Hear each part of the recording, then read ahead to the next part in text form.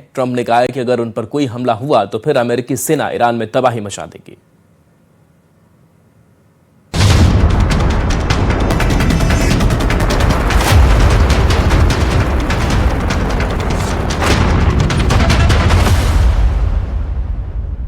If I don't like it, if they don't behave, we'll go right back to dropping bombs right smack in the middle of their head.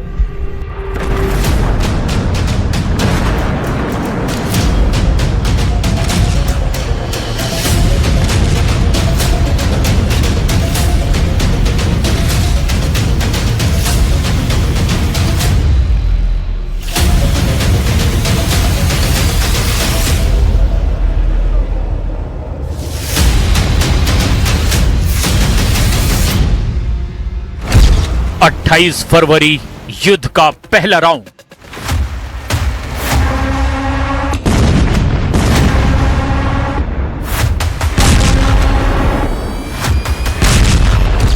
सात जुलाई युद्ध का दूसरा round.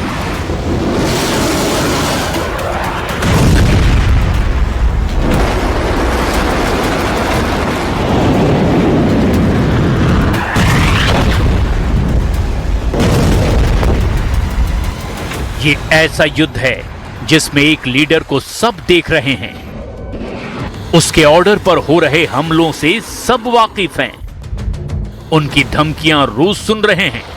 Donald Trump दुश्मन को मिट्टी में मिलाने का दावा फिर कर रहे हैं। Just hit him very hard, and I say we hit him 20-1. Every time they hit us, we're going to hit him 20.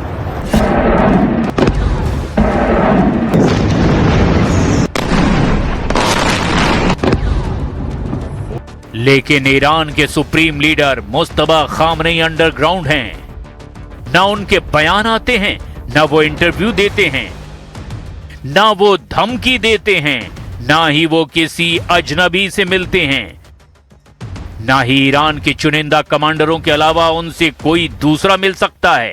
जिस लीडर ने अमेरिका के होश उड़ा रखे हैं, जिसने ट्रंप के आगे सरेंडर नहीं किया, आखिर वो रहस्य क्यों बने हुए हैं?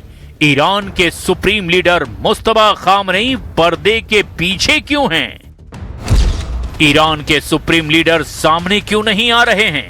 मुस्तफा खामनेई को आखिर हुआ क्या है? मुस्तफा खामनेई किस हाल में हैं? मुस्तफा खामनेई हैं कहां?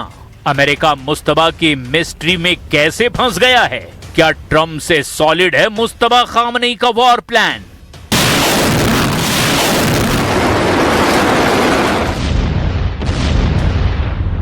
युद्ध के दूसरे राउंड तक ईरान का डटे रहना ही बड़ी बात है। अमेरिका से समझौते में भी ईरान की ही जीत मानी गई थी। अमेरिका ने हाल ही के युद्ध में खुद को विजेता कहा, लेकिन ट्रंप ने शुरुआत में जिन मुस्तफा को सुप्रीम लीडर मानने से साफ इनकार किया था, उन्हें ही 4 जून को ग्रेट लीडर बताने लगे।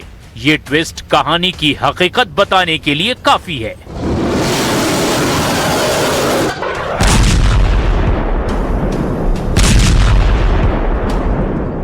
But Venezuela's been great and Iran's been great. I mean, you know, if Iran's reasonable, if they're smart, otherwise we'll have to finish the job, which will take about...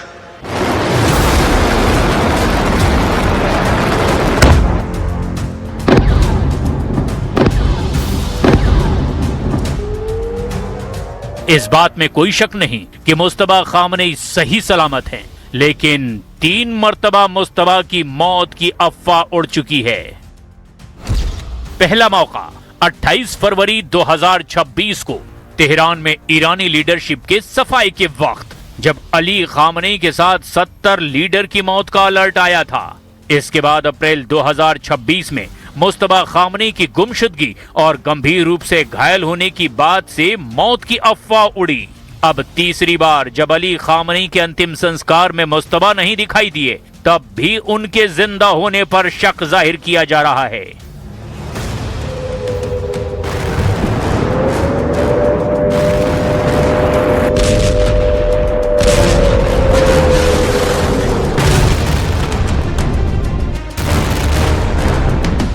लेकिन Trump को पक्का यकीन हो चुका है कि ईरान के जिन leader से उन्होंने समझौता किया, वो असल कमांडर नहीं, ना ही उनके पास सुप्रीम अथॉरिटी है, इसीलिए तो कहीं उन्होंने अब मुस्तबा को रडार पर नहीं ले लिया है।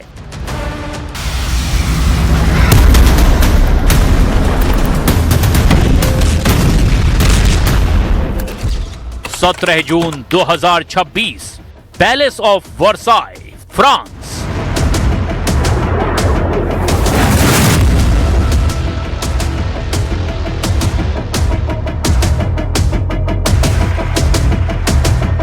दुनिया के सबसे चर्चित शांति समझौते यहां होते रहे हैं, लेकिन यहां हुए समझौते से विश्व युद्ध की चिंगारी भी भड़की है।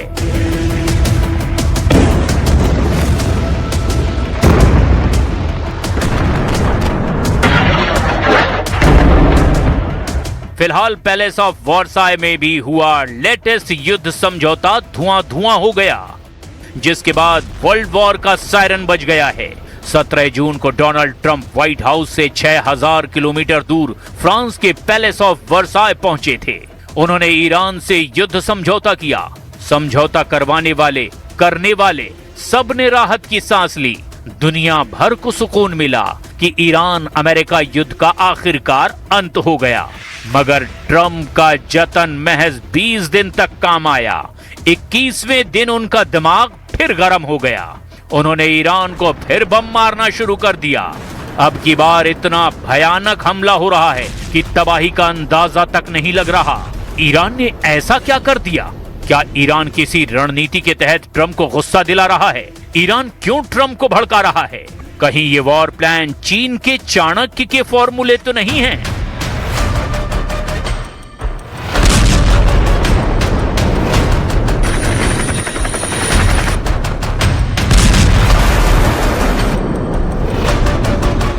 इन्हें चीन का चाणक्य कहते हैं। नाम है सुन त्सु, जिन्होंने तमाम उम्र युद्ध में गुजार दी, लेकिन कभी किसी युद्ध में नहीं हारे।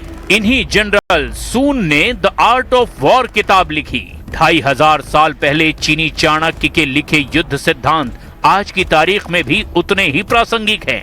जनरल सुन ने द आर्ट ऑफ वॉर में लिखा है,